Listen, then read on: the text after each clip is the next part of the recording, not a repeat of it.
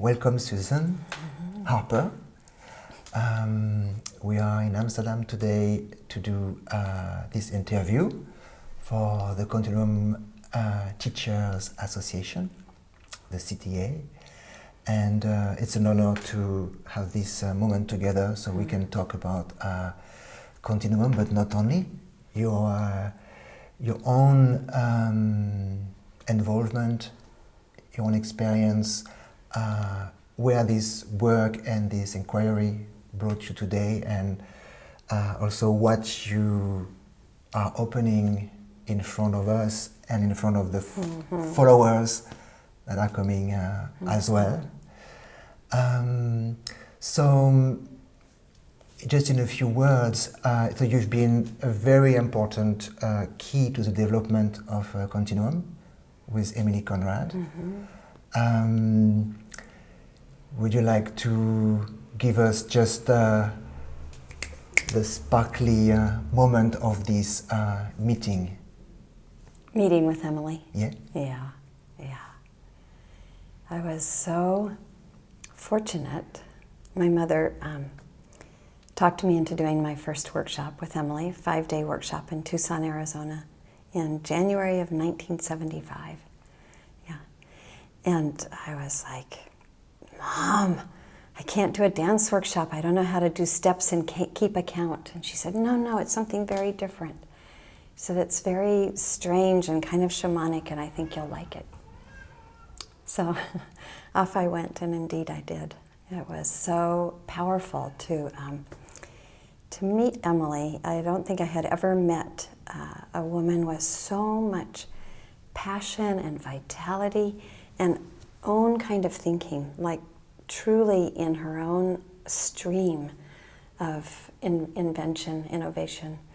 And that was so powerful for me to witness a woman alive with like a way of listening to something that was somehow behind, underneath, coming through, and writing like a very profound stream of creative motion.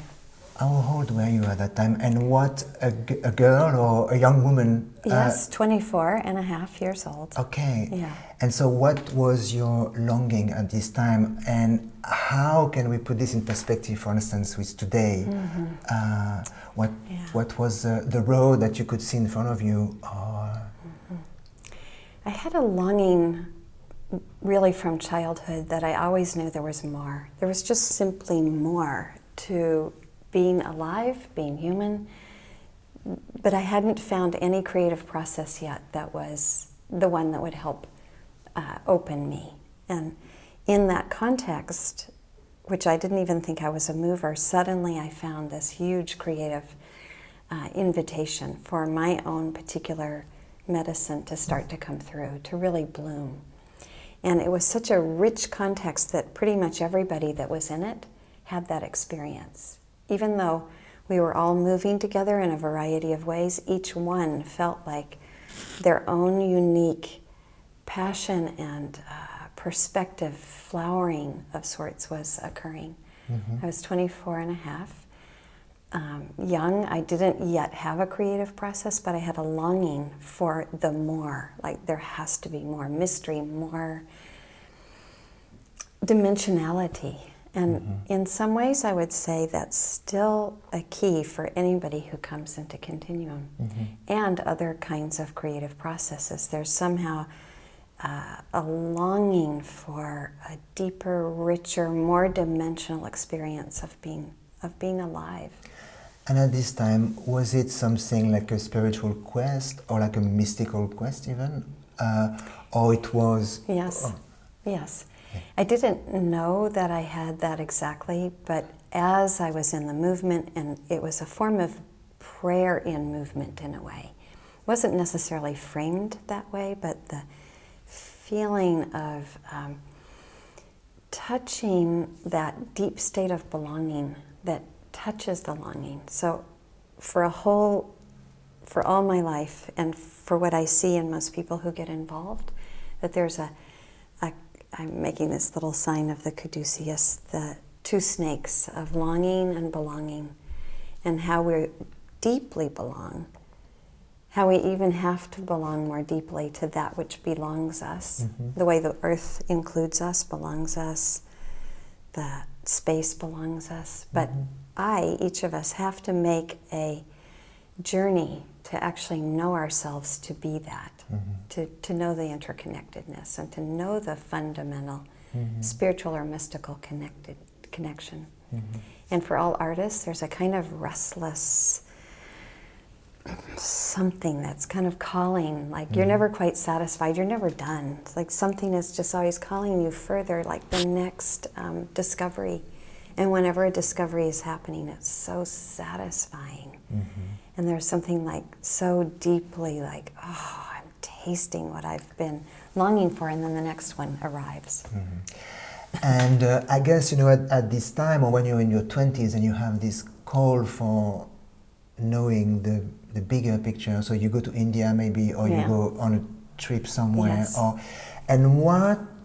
how can you talk about the call of the body? Because it seems that this call didn't come out of an external something, but that there was some kind of intuition or sense that the way in was through your body and through movement, which I think is pretty unique at that time, but also still now, I think, except for dancers or people who use a form of movement as an expression which is often already there, part of a culture, like all kind of different dances. But when it comes from something that seems very profound. Yeah.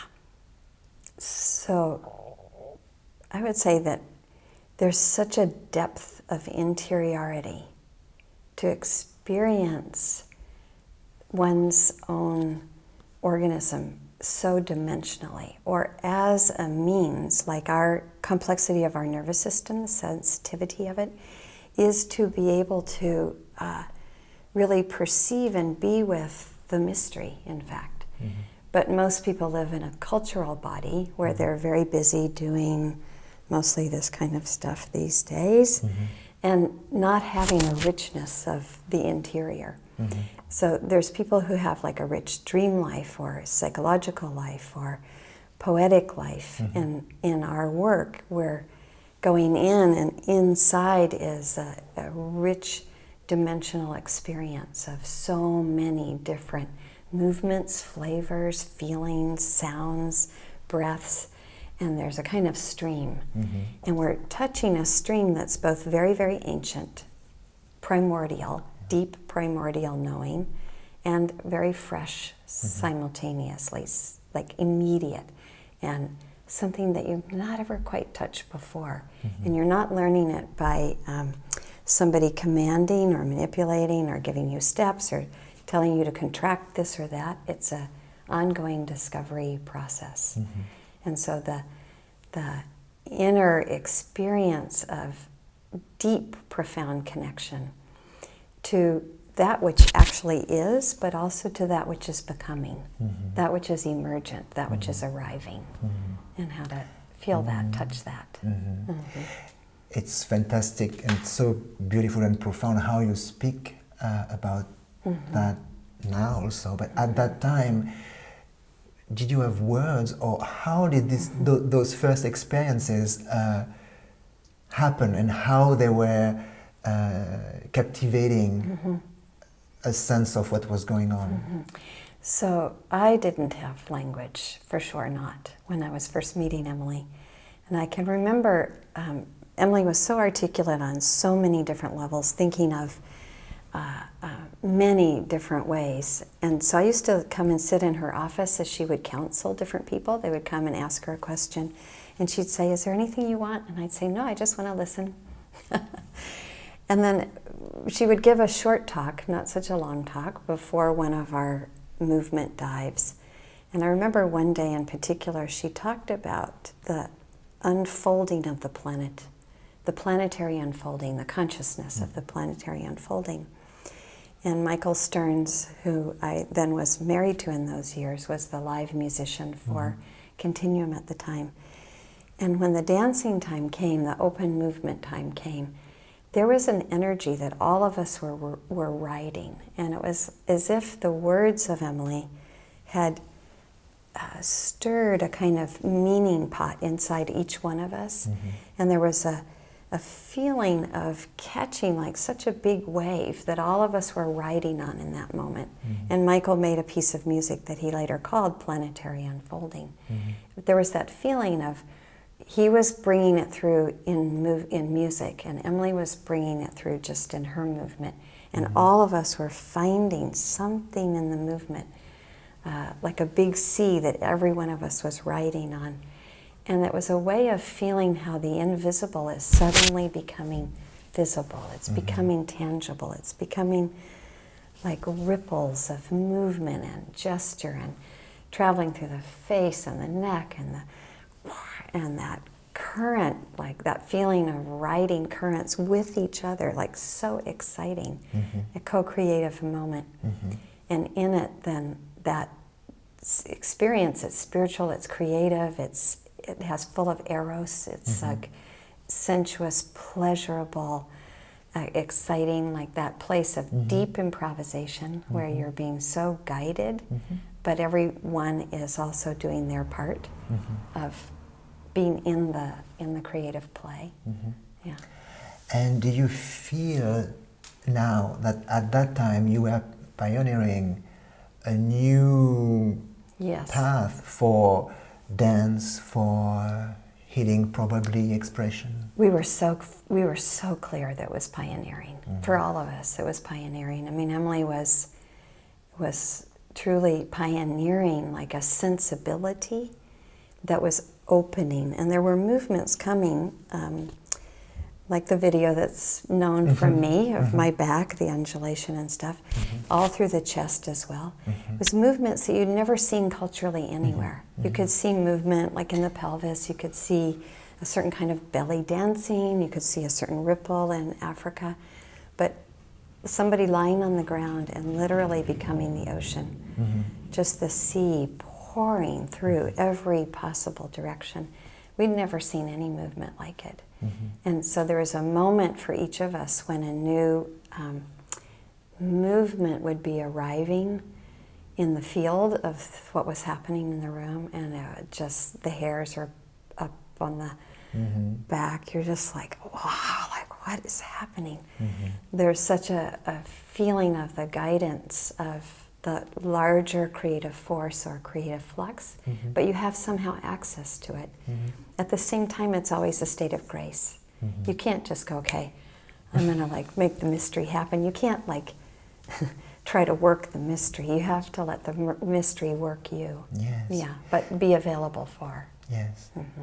And was a mystery there already, or was or did it come later in how did it work, the placement of the mystery in the development of the early stage of Continuum? It was always somehow, we not yet mystery school, but the sense or the appreciation of mystery, in that sense, the appreciation of the unknown.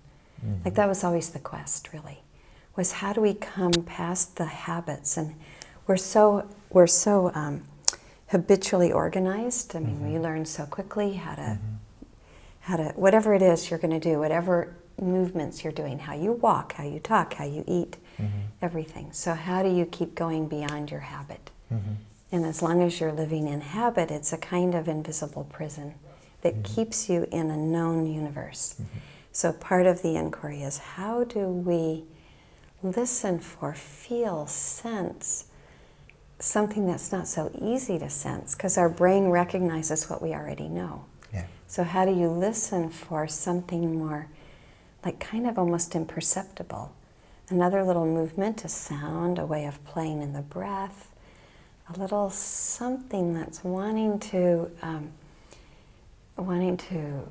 flower in. Yeah. It's a little bit like before there were flowers on the planet. There were all these green plants, but no flowers yet. And however long it took for the planetary body to dream its way into the first flower. And then that first flowering, it's is such a great idea that it spreads like wildfire everywhere, right? And then it's variation, variation, variation, variation, variation. And it's the same. You get a new kind of ripple of movement, and then variation, variation, variation, variation, and then sometimes you're so still, and something is coming. And in that stillness, there's like another prototype of something that's never existed before, that's now starting to make its way. And it makes its way uniquely through each person. So we're not trying to make duplicates in any way, but rather help create the context, the fertility that lets each one find the particular flowering or tone or sensibility that's right for each one. Yeah. And it's just like we live now in modern times in a more consumer culture, but it's a complete opposite mistake. We're each meant to be offering our gift, not consuming all the gifts of the planet, right? Yes. And most people are, because they're not in touch with their own creative life, are then consuming because there's a longing and it's a confusion. It's like false longing for what one is really longing for is both the deep connectedness, but also one's unique expressivity in whatever medium, in whatever way is somebody's medicine. People need to find what that is to have a meaningful, full of meaning life. Yeah. It sounds that at that time, Emilie and you did create a context, so an embodiment of these living principles that I'm sure are really much part of the daily life of indigenous cultures, or they are just a normal communication, a normal being part of it, just as an equal spreading of life forms and consciousness communicating at all time. But obviously it seems we got a bit lost in that. But it seems like at that time there was an opportunity to really plant a seed of that type of recognition that we are part of a larger process, for sure. That's it. But also to embody that, which is I'm very interested with and we are all very interested with the term embodiment, because it's such now a key word in so many ways, because it really brings a lot of our beingness into the body, and or taking the body into consideration. So embodiment. So one thing is, you're speaking like the way in which in an improvisation, in movement, one could touch almost any creature that's ever lived, expressed itself on this planet, and touch something of it. In movement, you can suddenly find that whole four-legged, the swimming fin, the flight, those qualities, the snaking, the octopus, and its like movement. You can touch the flavor of the like the energetic signature that then would give rise to the embodiment of an octopus, or give rise to the embodiment of jellyfish, or give rise to the embodiment of a dragon, give rise. And then similarly, like over the years, sometimes when I would be in just really open movement, bigger movement, people would say, oh, you must have studied African dance, or you've studied India dance, or you've studied salsa. I'm like, no. But in the whole range of movement, those frequencies that become a dance style, they first start out as someone's improvisation. Every single one. Mudras, they're first someone's spiritual experience being in energy, and suddenly there's a mudra there. And then we get taught the form.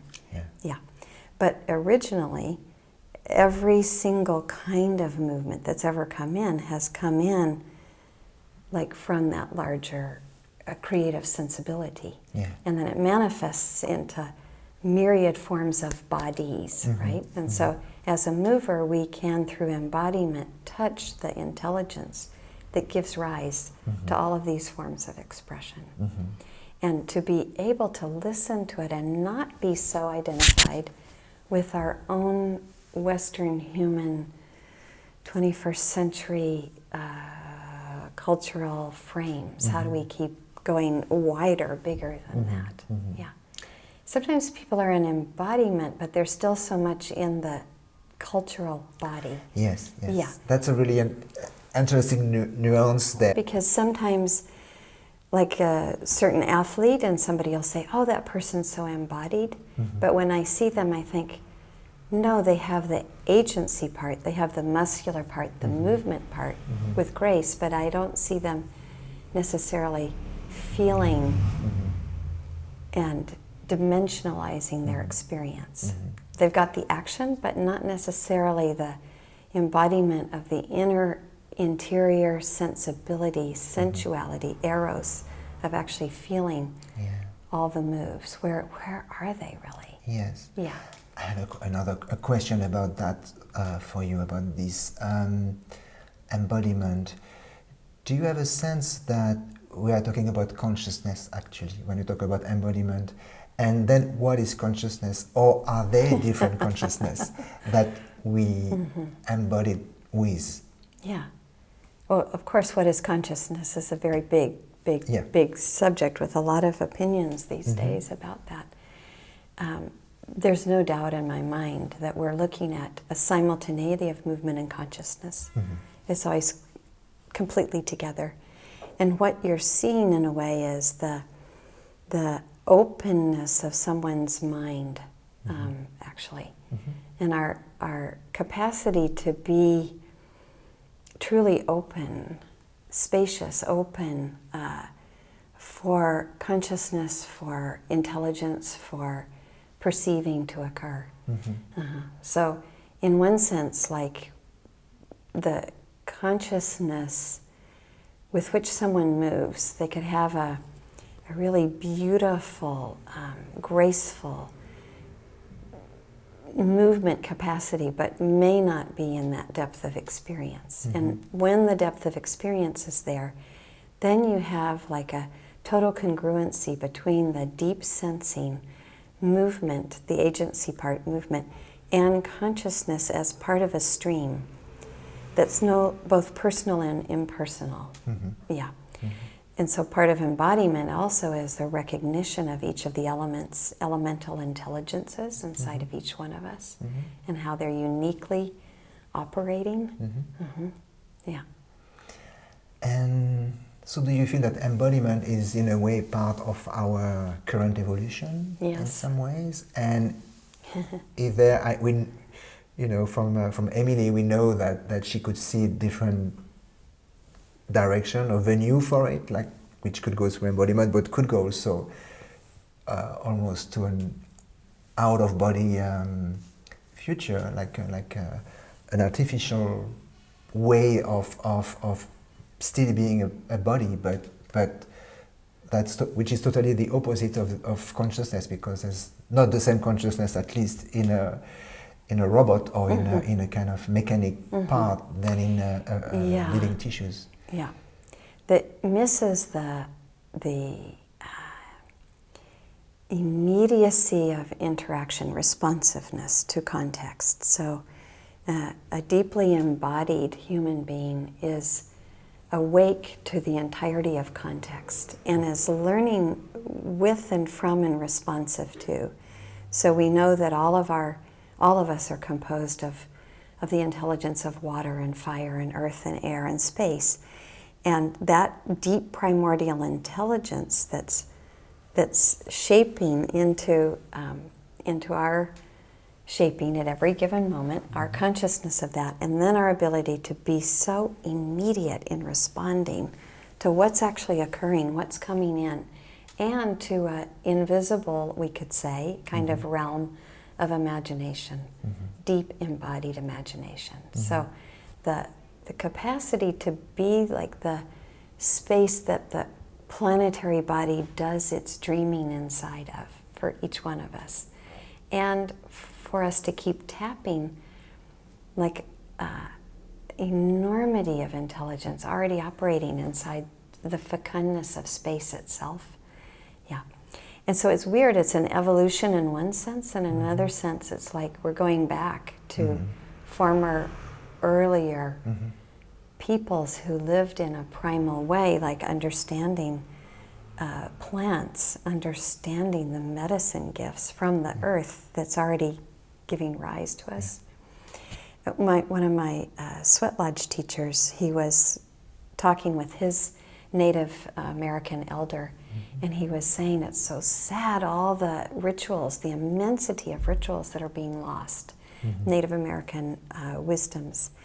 And his Native American teacher said, it all comes from the earth. It comes from the fire. It comes from the water. It comes from the elements by themselves. If they all get lost, when people return to knowing themselves as an expression of, then the ritual that's needed in the moment will reappear. It will show itself.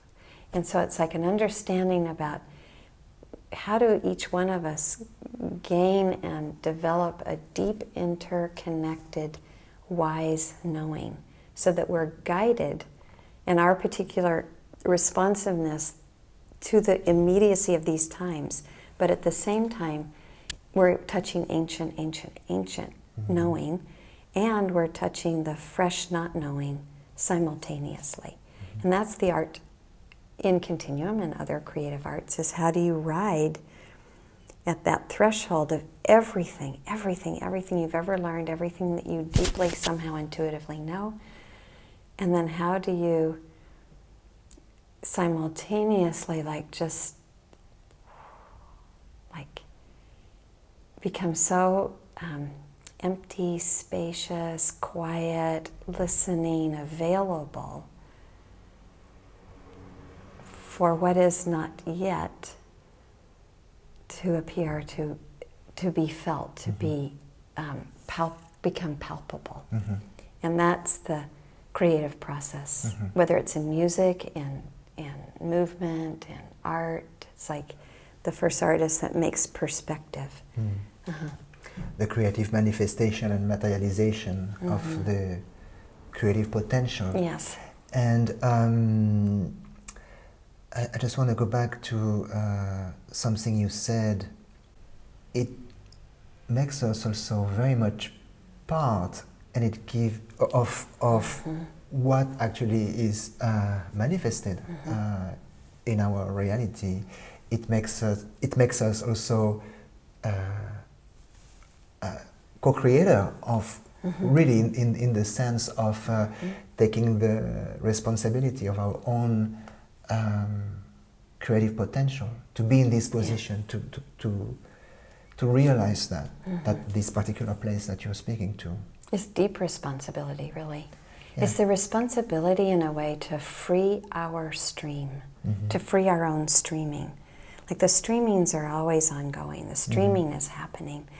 And then our stream gets cultivated in our family of origin, in our culture, along certain lines. We build canals, we build mechanical mediums, and then there's a process to free the stream in a way, to free the stream. And when I free a streaming in me, I free it for others instantly. And then the responsibility of the co-creative moment, like we're in a conversation right now, and so that depends on a deep level of listening. Like you're listening to me at a variety of levels, I can feel that. And I'm listening to you, and then there's like a kind of larger listening going on, and we're like, what is it that actually wants to be known right now? What wants to be said? And though there's a co-creation in any good conversation, like the best conversations are where there is a depth of listening, expressing, expressivity, what is that? And then we go to a new place and we're all of a sudden can feel like a new insight is happening. Yes, yes. There is something about the somatic art or embodiment or these new, relatively new words that are part now of our Western societies, And to me, they speak of this possibility of the choice we have to have an entrance into, to tap into this responsibility. And that comes first through the body and through sensation and through understanding that we are part of this larger context that you are speaking of. And somehow that this whole movement of moving through the body or giving it a place that's not an object, that's not a working thing to create richness or wealth or and that's a kind of a unique, also very positive opportunity that we may seize or not. I think we have a great opportunity, because this work, from the very beginning of it, was a way of understanding body as process, not object, not commodity thinking, not this is an object that I will command, manipulate to do. Rather, to understand this organism, trillions of processes, intelligent processes, connected, interconnected to the whole planet, to the universe, interconnected process orientation. And that brings us to a kind of perspective of body of relating, not body as object, but that every little tiny moment of relating and interrelating, whether it's subconscious, like the way that the breath comes from the green ones, I don't have to be conscious about it. It's happening. Every single in-breath and every single out-breath. Intelligence of forming and dissolving is occurring. Every single moment, moment by moment by moment by moment. And so to have a sensuous, felt sense experience of that process way, or another way to say it is that it's all events. There's no actual noun, even though our language structures us that way. And it's because it works that way, we then think there's an I, a self, and a body, and that it's then has to take a verb, whereas this is itself an event and filled with thousands and thousands of events. Yes. But how to get a feel of that, how to live from that perspective is very challenging, because we are trained so early to create versions of bodies, versions of ourself. Yeah. And how do we keep opening it? Yeah. When you were speaking of this process, it felt also that it's a state of balance. And balance is a notion that we have sometimes trouble with. It seems like to be in balance with and in harmony. I guess balance and harmony would be two living principles working together that create this capacity to be able to be part of this all coherent whole that can function together, and which is never fixed, like you said, which is never one identity, which can never be stop in time, which always has to continue its own, and that's balance, maybe, in a way. Maybe that's what is balance, instead of maybe thinking that balance is something that I'm gonna grab and hold and think that's balance. But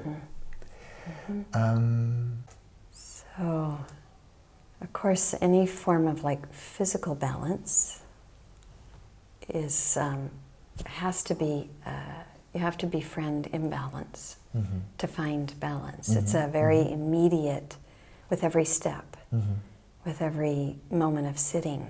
You know, even meditators for a long period of time are subtly, constantly finding like a dance in their relationship with the seat, gravity, and the vestibular system. So if we speak about physical balance, then our two directions of orientation in space, which gives us all directions, and gravity, which gives us a singular direction. And then imbalance, like physiological balance. I'm not sure which kind of balance that you're referring to, so. More like a living principle, like homeostasis is one of the principles of balance that is part of us. I don't know if we are part of it, but it's part of us. Yeah, that's right. Well, we're like relating to gravity, for example. It's a force that is outside of us, but that we have to, at every single moment, be in a nonverbal, somatic, silent conversation with. Where am I in gravity?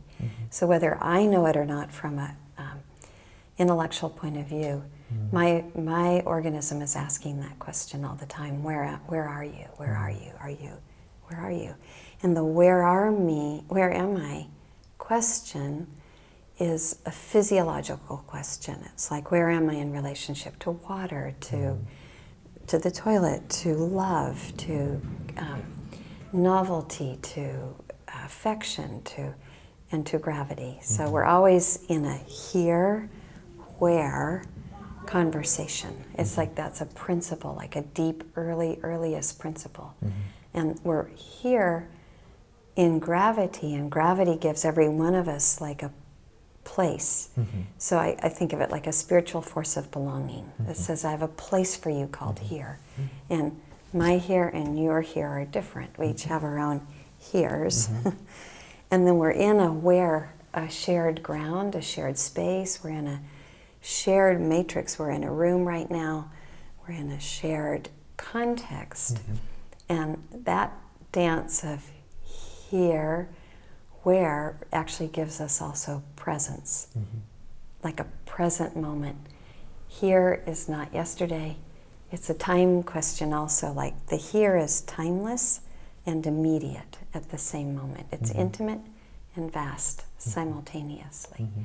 And so balance, like how do I belong to that which belongs me, gravity. Gravity is already belonging me, but if I don't perceptually have a sense of it, I feel as if I never have support. I psychologically end up feeling like I never have support. But it's a gravity question, really.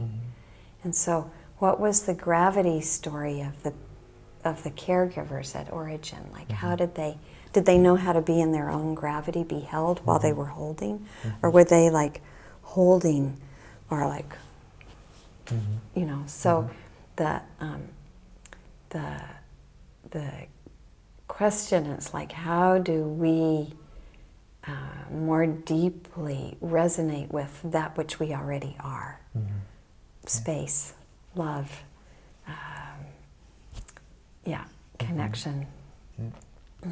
And yet, because we are the way we are, we have a human social nervous system, we're often occupied more with social circumstance, and we're not having our first relationship strongly built enough. And the first relationship is heaven and earth. It's like, how do I know that? And then I'm with you. If I have deeply with me, but with me as with the larger earth body, spacious body, then I can like easily be with you. If those are kind of lost to me, and then I'm all with you, and then as soon as you get weird, I get weird because I don't know where I am. I'm not rooted and winged. Those fundamentals are so important, and yet they are so difficult to find in the ordinary education. In our modern life, they're hugely missing. And concerning our nervous system, I'm quite fascinated, and also I have a very strong sense that the nervous system is a key in how we are going to move on in this adventure called life on Earth. We have a nervous system that's meant for discovery. But we have a lot of trauma in the world now. A a lot. And part of it comes from so much dissociation and objectification. And so it creates this odd spiral of so many different traumatic moments that people are caught in a fight, flight, freeze dance. But the whole nervous system is built for such exquisite sensibility to be able to perceive far more profound connections. And so there is a piece like where we have to tend that social nervous system in the desire that every little nervous system of a mammal primate has for connection. Yeah. So we read the face. We read the face first and foremost. We read the sphincters of the face. And it's like I'm looking into the face, like, am I included? Will I be included? Will I be included? Or will you be enemy? Will I be, like, do I need to run? And so there's a piece where it's like our job also as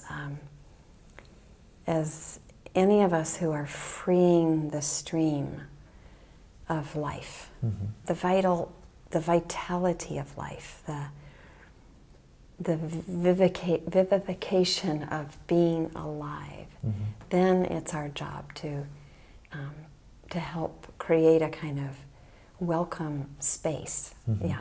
And then also to help people find this like deep inner, oops, I keep tapping that microphone, a deep inner profound connection. Sometimes I think it's easier like in those people who have a chance to live in wilderness, there's a way in which one's own nervous system like gets so much more settled and porous. Like you're living amongst green ones. You're living in immense beauty almost all the time. I mean, of course, all the elements, they're strong forces and you have to relate. But I remember I lived for 3 months in the wilderness in Canada. I was so far in the wilderness. I was 110 miles from the nearest town that had electricity or a phone, in a tent, just like wild, wild, wild land. But after a while, I had been involved in the politics of fighting the Vietnam War, trying to get that stopped, marching in Washington, and environmental politics. And then I was in this like tune in, drop out kind of phase. So I was living in the wilderness, and at first I could feel there was still all this protest in me, but there was nothing to protest. I'd be in front of the tree like, and it was just like, I was seeing so much beauty, and one's nervous system tunes to like the speed of light, meaning the time that it takes for the sun to rise and to set and the moon to grow full and wane. And after a while, the whole sense of time, you're so slowed down, and you're in the time of bark and root and deep soil and the flow of the river and the sound of rain. And in it, then, there's a natural meditative, open state that comes. I feel like it prepared me to meet Emilie actually so incredibly well, because I kept having these experiences of the interconnectedness. I couldn't tell where my feet ended and the mountain began, and what the mountain I'm looking at that I think, oh my God, you're so beautiful, but wait a minute, where does my sight, where does it actually end? And the mountain was landing in my eyes. The moon was landing every full moon. It's landing in my eyes. It's thousands of miles away, but it's in my heart. And the tide dance with the moon is happening in me, and I can feel that, like that swelling, and then all of a sudden that deep, profound interconnectedness of this nervous system to actually be with that which is arising, simply put. Yeah, beautifully said.